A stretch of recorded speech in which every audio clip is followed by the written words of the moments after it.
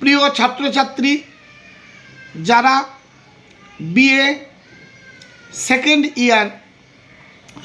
Second সেমিস্টারে পড়তে শুরু করেছো, সোশিওলজি সাবজেক্টটি নিয়ে অনার্স কিংবা জেনারেল উভয়েরই বিষয়বস্তু একই বা সিলেবাস একই। সুতরাং ডিএসসিসি অর্থাৎ অনার্সদের জন্য এবং এমডিসি অর্থাৎ জেনারেলদের জন্য, যারা 3 বছরের পাস কোর্সে পড়ছে তাদের জন্য সোশিওলজির বিষয়বস্তু হলো সোশিওলজি অফ ইন্ডিয়া, ভারতীয় সমাজবিদ্যা। তোমাদের অনার্সে 15 মার্কের 3টি প্রশ্নের উত্তর এবং 5 মার্কের 6টি প্রশ্নের উত্তর, এই হলো মোট 75 নম্বরের প্রশ্ন। জেনারেলদের ক্ষেত্রেও একই রকম।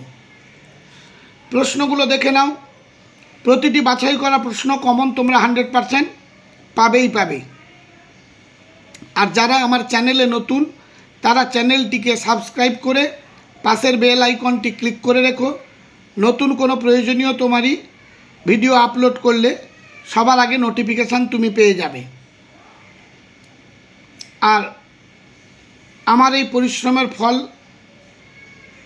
হিসেবে তোমরা একটা লাইক করে দেবে।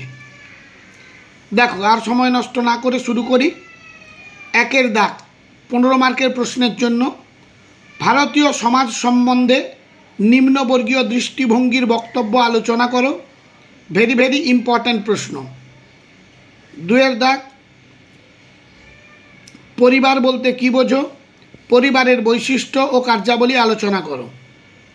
3 দাগ ভারতীয় সমাজ সম্বন্ধে জাতীয়তাবাদী দৃষ্টিভঙ্গির বক্তব্যগুলি আলোচনা করো। 4 দাগ আত্মীয়তা কী, উত্তর ভারতের আত্মীয়তা সম্পর্কের প্রধান বৈশিষ্ট্যগুলি লেখো। পরের দাগে ভারতীয় সমাজে আত্মীয়তা সম্পর্কের গুরুত্ব সম্পর্কে আলোচনা করো। নেক্সট প্রশ্ন, বিবাহ বলতে কী বোঝো, বিবাহের প্রকারভেদগুলি আলোচনা করো। পরবর্তী প্রশ্ন, জাত ব্যবস্থা বলতে কী বোঝো, ভারতীয় জাত ব্যবস্থার বৈশিষ্ট্যগুলি লেখো। পরের প্রশ্ন, স্বয়ংসম্পূর্ণ গ্রাম সমাজ কাকে বলে এবং স্বয়ংসম্পূর্ণ গ্রাম সমাজের বৈশিষ্ট্যগুলি পর্যালোচনা করো। 9 দাগের প্রশ্ন, খুব ইম্পর্ট্যান্ট প্রশ্ন, যজমানি ব্যবস্থা কি, কী উপায়ে এই ব্যবস্থা স্বয়ংসম্পূর্ণ গ্রাম সমাজকে রক্ষা করত, যজমানি ব্যবস্থার অবক্ষয়ের কারণ কি। পরের প্রশ্ন, ভারতীয় উপজাতিদের সার্বিক উন্নতির লক্ষ্যে গৃহীত দৃষ্টিভঙ্গিগুলি সম্পর্কে আলোচনা করো। এটিও খুব ইম্পর্ট্যান্ট।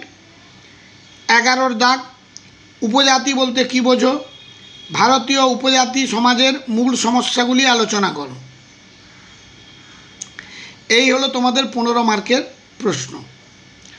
এবারে 5 নম্বরের প্রশ্ন যেগুলো তোমরা তৈরি করবে, সেগুলো বলতে গেলে তোমরা করেই ফেলেছো। কিভাবে? 15 মার্কের প্রশ্ন তৈরি করতে গেলে সেখান থেকেই 5 মার্কের কিছু প্রশ্ন উঠে আসে। যেমন একটি পরিবারের বৈশিষ্ট্য লেখো, একটি পরিবারের কার্যাবলী লেখো। পরের প্রশ্ন, আত্মীয়তা কী বা আত্মীয়তা সম্বন্ধে আলোচনা করো। 3 দাগের প্রশ্ন, বিবাহের প্রকারভেদগুলি লেখো। পরের প্রশ্ন, জাতি ও শ্রেণীর পার্থক্য লেখো। সংস্কৃতায়ন কী, এর প্রধান বৈশিষ্ট্যগুলি কী কী, ইম্পর্ট্যান্ট প্রশ্ন। 6 দাগে স্বয়ংসম্পূর্ণ গ্রাম সমাজের বৈশিষ্ট্যগুলি লেখো। পরের প্রশ্ন, আদিবাসী সমাজের বৈশিষ্ট্যসমূহ লেখো।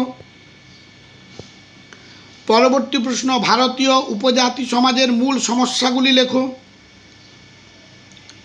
পরের প্রশ্ন, পূর্ব ভারতের আত্মীয়তা সম্পর্কের প্রধান বৈশিষ্ট্যগুলি লেখো। নেক্সট প্রশ্ন, বর্ণপ্রথা কী, বর্ণপ্রথার মূল বৈশিষ্ট্যগুলি কী কী। পরের প্রশ্ন, যৌথ পরিবারের বৈশিষ্ট্যগুলি লেখো। এছাড়া পরিবারের বিভিন্ন রূপগুলি লেখো।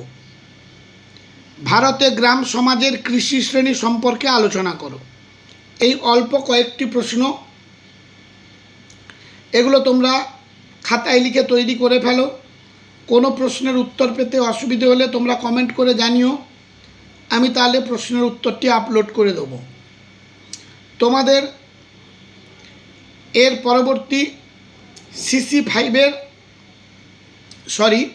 তোমাদের যাদের সোশিওলজি সেক পেপার আছে তারা কমেন্ট করে জানিও, কিংবা সোশিওলজি যদি কারুর IDC পেপার আছে তারা কমেন্ট করে জানিও, আমি তাহলে তার সাজেশানও আপলোড করে দেব। সবশেষে চ্যানেলটিকে সাবস্ক্রাইব করে বন্ধুদের মধ্যে শেয়ার করতে ভুলে যেও না, আমিও তাহলে বিশেষ উপকৃত হব। আজ তাহলে এই পর্যন্ত, দেখা হবে তোমাদের সঙ্গে পরবর্তী ভিডিওতে। সবাই ভালো থেকো। 5 মধ্যে যে প্রশ্নগুলো সবচেয়ে বেশি ইম্পর্ট্যান্ট একবার আলোচনা করে দিচ্ছি। 11 দাগের প্রশ্নটি ভালোভাবে তৈরি করবে, 9 প্রশ্নটি ভালোভাবে পড়বে,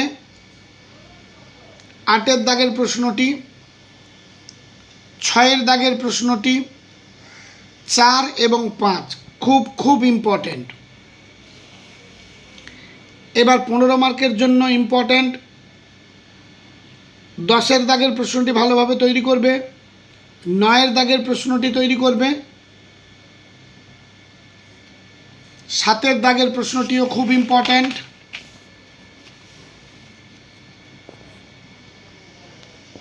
4 দাগের প্রশ্নটি তৈরি করবে ভালোভাবে,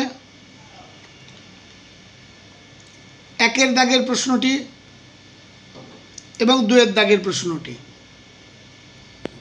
আজ তাহলে এই পর্যন্ত, দেখা হবে পরবর্তী ভিডিওতে।